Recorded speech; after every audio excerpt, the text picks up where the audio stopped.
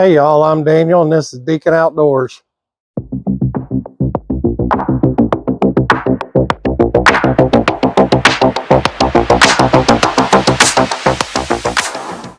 Hey guys, welcome to the channel. Got a little something different for you today. Don't have the usual rifle or pistol to go over. Kind of going a little more old school than that. So what I got for you today is a couple of longbows, and to give you a little background on it, I started shooting archery around the time I was 21 years old. Had a bear compound bow, and kind of like everybody's got a 22, everybody has a shotgun. I had 22, had a shotgun, and I had a compound bow, and shot and hunted for years. Then a few years ago, well, it's been more than a few, but I volunteered with the conservation department at the local nature center, and was fortunate enough to get certified to be a bow hunter ed instructor and a hunter ed instructor with them.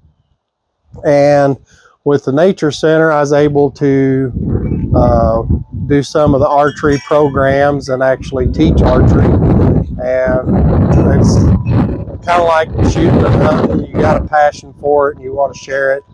So that's what I did. I really love shooting, all aspects of it.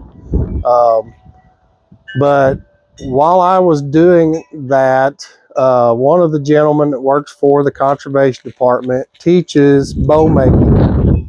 And you go in and you make an actual longbow that begins as a hickory stave.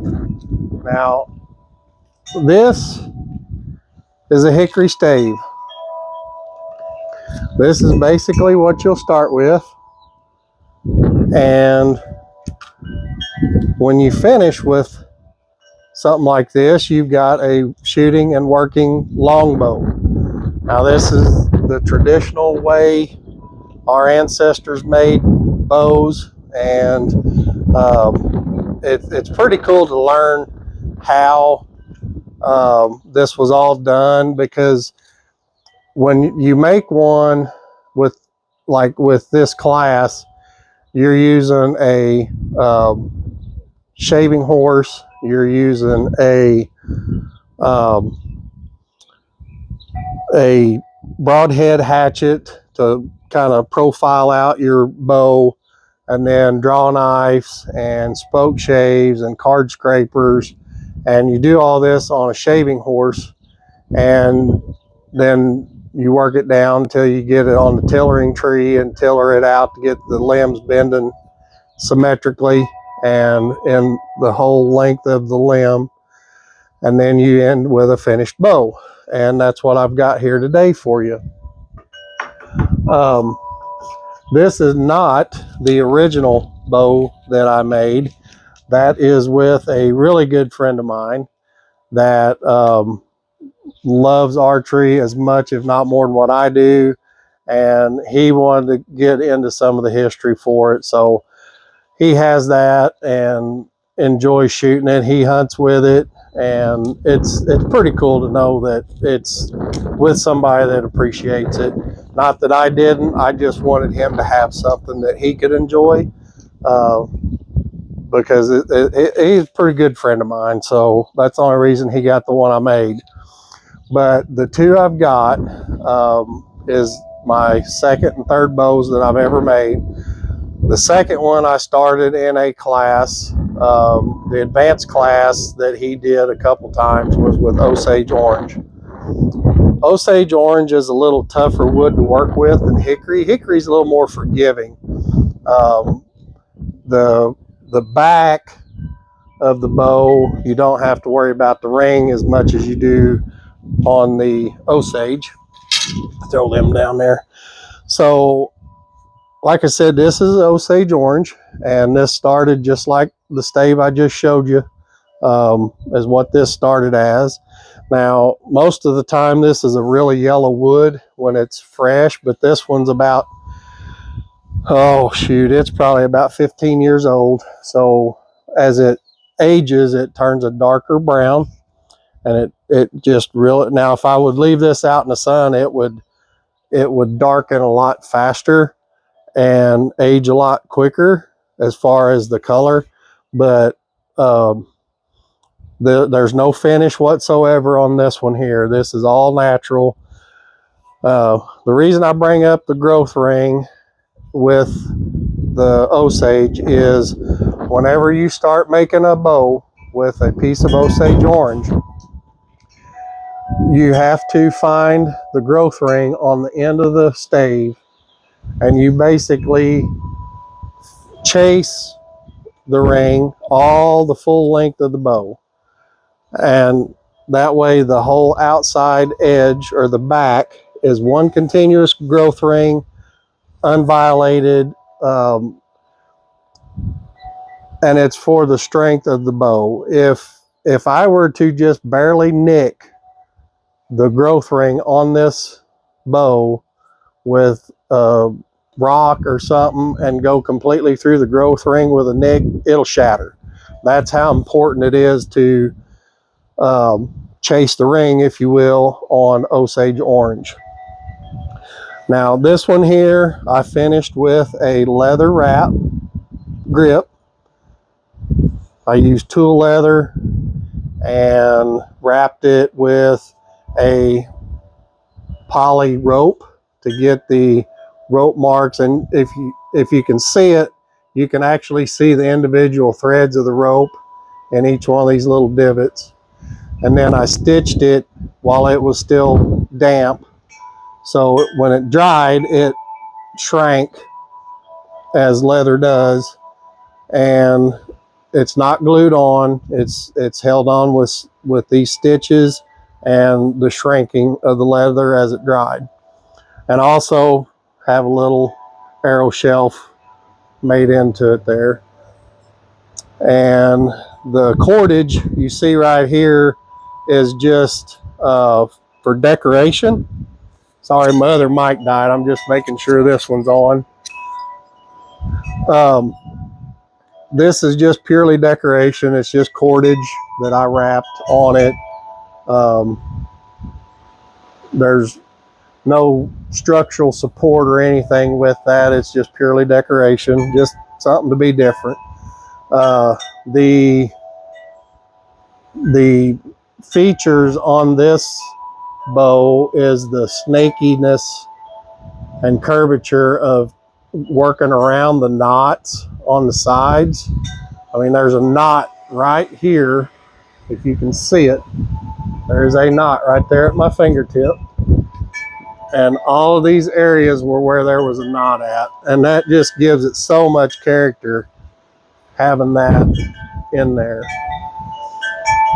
So this one I finished actually during COVID. I started it about 8 years prior when I took the class. I ran out of time, didn't get to finish the bow during the class, so I had to finish it on my own. And I kind of put it up on the shelf, forgot about it. And then when the big quarantine hit, I got my shave horse back out and went to town on this one and built another one. So this one is a hickory that I finished up last night. I got done tillering and got it stained and got it strung up and took a couple of shots with it just to make sure everything was bending correctly. But this one started the same way.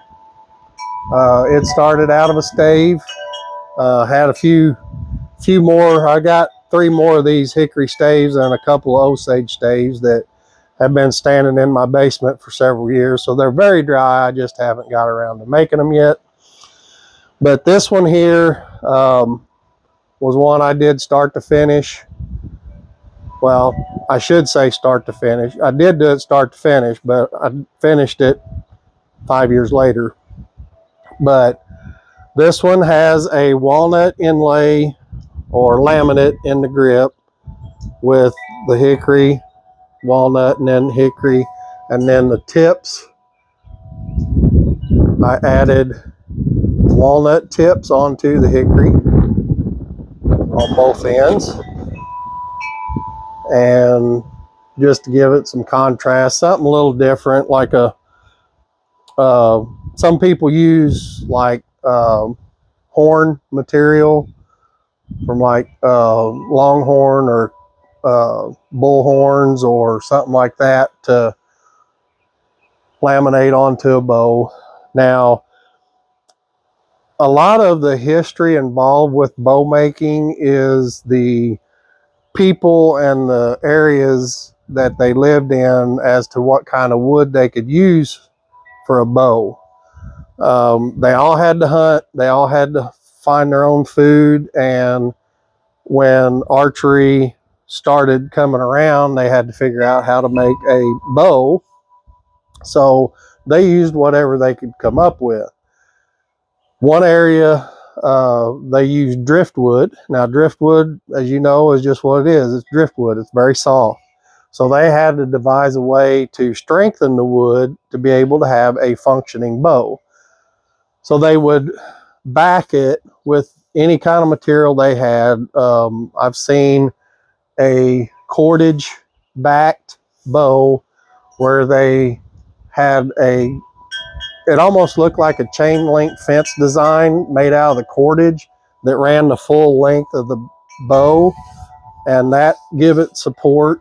They would glue snake skins onto the backs as support. I mean, it wasn't always decoration to put the snake skin on it. It served a purpose as a backing. People would laminate bamboo to the backs to give it more support to make a functioning bow out of a softer wood. Now, hickory is very tough. It's very forgiving to work with. You can have violated rings on the back. It's not going to affect the performance as it would on an Osage. An Osage would shatter. Hickory will not. That's why they kind of start with that in your first class. But there are so many other styles of bows, and if you get into the history of archery, you can go as far back as you want, 2,000 years or whatever, to the English war bows and the short horse bows and stuff like that, and the massively recurved excuse me, that they have overseas for war bows. I mean, there is a lot of different things. They use a lot of different materials to laminate with horn and stuff like that. But the one thing you got to have to go with the bow, obviously, is the arrows. Now, I did do that myself. I have made several arrows, and I'll show you a couple different ways that I did them. So the first ones are typically what you'll see now is a Port Orford cedar, and these are all spined to about a 50-pound bow, and I made these with cedar, stained them a little bit, put the striping on them, then the shield stamped fletching and 100 grain field points. And this is, I've got a dozen of these that I made. I've made 3 dozen cedar arrows over the years. The other hickory bow, the first one I made, I sent a set that I made with that. That was the first set of arrows I made that went with the first bow I made. So that was a pretty good package that I wanted that young man to have. But after I made these, I really wanted to go back and find out the very traditional way of arrow making, and that's where these come in. So these are river cane. This was harvested local. It's like bamboo, but this was taken down off a creek bank around here in Missouri, and then you heat it up over a fire and straighten it. You heat it up over the node, which right here's the node. You just sand them down, but once you heat it up, just give it a little bit of pressure and go to the next node and work it till you get as straight of a shaft as you can get with it. Then from there, these are mine and my daughter's. Me and my oldest daughter made these in the class together, and the only way I know them apart is I used Osage Orange for my insert and knock, and she used Hickory in her insert and knock. But for the insert, the shaft stops right here at this joint, and then the arrowhead is wrapped in. This is a handmade arrowhead. There was a gentleman that worked with us at the conservation center. We called him Arrowhead Fred. He flint napped all the time. He was constantly flint napping arrowheads. He'd have boxfuls of them. He'd have obsidian arrowheads, glass arrowheads, and rock arrowhead. I mean, he had any kind that he could make, he made. And he donated a box full for the classes that they taught. So once you get this all put together with arrowhead, you wrap it with sinew, and pine pitch is the glue. And that is some nasty stuff. I mean, it is thick, it is sticky, and it's way better than super glue. I mean, super glue ain't got nothing on this stuff. And then turkey feathers for the fletch. And I'm not going to shoot these arrows because these are decorative. Like I said, me and my daughter made these together. She shot quite a few places with me during my time with the conservation department teaching archery. She went with me to 3D shoots and shot alongside me. So she went with me to make these, and these are just kind of wall hangers for me and her to talk about. But I am gonna pop a couple of these other ones off my bows, just kind of show you. Now, do the instinctive shooting, obviously, because neither one of them have sights on them. I haven't shot a bow in a long time, let alone a long bow. So I've got a couple of mama's pillows off the couch laying back here behind me. I'm gonna go stand them up real quick, take a couple shots. She left to run to town for a minute, and I don't have a bow target, so I just swiped a couple of the pillows off the couch. So hopefully they don't put too big of a hole in them, and I can just throw them back on and turn them around, and she'll never know. So don't tell, and I'm gonna go set them up and take a couple shots. Hang on just a second.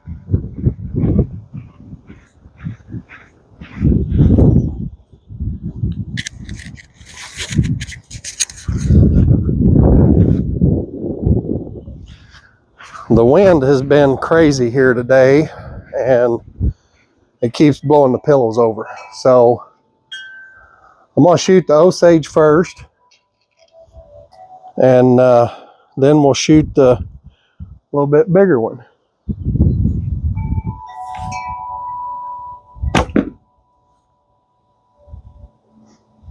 Pretty good.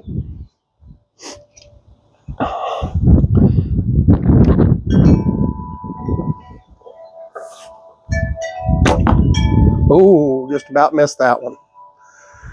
All right, now I'm gonna shoot the hickory and see how it does. This one's a little bit stiffer.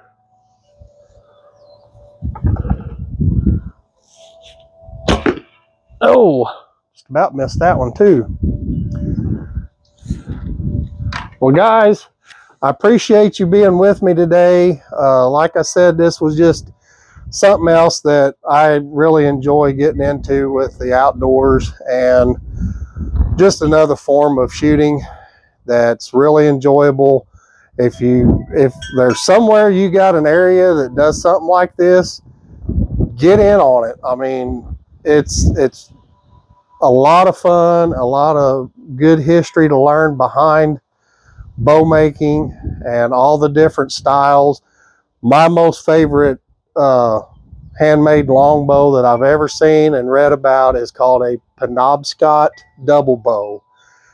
And what they did was they took a little bit of a weaker wood and made a traditional longbow, but they've also have another shorter bow attached to the back that is about that long. So you'd have another straight bow here that would curve out just a little bit, and then you would string it from this tip up on both ends. It was kind of the first crude compound bow, and it worked. I mean, that was an amazing looking bow. That was one that the instructor showed, and I got to shoot it. I mean, it's just amazing to see that kind of history and learning about it and learning how to build these. Like I said, it was all hand tools with a hatchet and draw knife and a couple scrapers and a rasp, and you turn out a functioning bow. I mean, it don't get any better than that. But that's all I got for today, guys. Like I said, I just wanted to show this, and I think I heard the garage door open, so I'm going to get these pillows and get them back on the couch. See you on the next one.